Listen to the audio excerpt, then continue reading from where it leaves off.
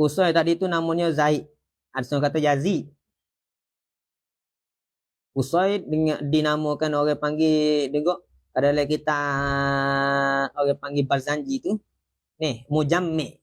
Apa makna mujammi'? Orang yang menghimpunkan. Mana orang yang awal buat perhimpunan pada hari Urubah. Urubah ni hari Jumaat. Ni, dulu tu tok Nabi kita nama Qusay ni biasa dah pergi orang pada hari Jumaat. Nama Urubah nama hari. Yaumul Urubah. Jadi hari Jumaat tadi tu dia biasa kecek dah. Mana ada khutbah ke apa lah. Dialah dikatakan riwayatnya antara orang yang menggunakan perkataan amma ba'du. Orang yang pertama gunanya Nabi Idris alaihissalam.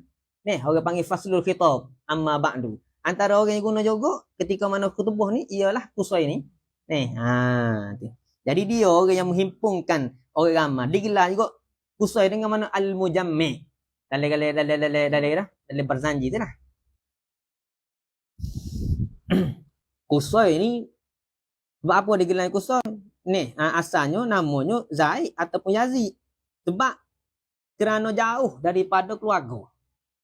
Qusay ni, Yazid ni nak ketika mana dia lahir, dia tak tu, nama Kilak ni, Hakim ni, Kilak ni dia meninggal. Belum meninggal, ibunda dia tadi tu pergi nikah dengan orang lain, pergi bawa mana duduk di Syam, jauh daripada kota Mekah. Ni, jadi apabila lagu tu, apabila membesar, mak dia kata mu ni bukan biasa, mu ni orang besar di kalangan Quraisy di kota Mekah hari tu. Jadi apabila lagu tu klik semula di kota Mekah. Klik di semula kota Mekah tu lah. Jadi pembesar di kota Mekah dia tu. Ni,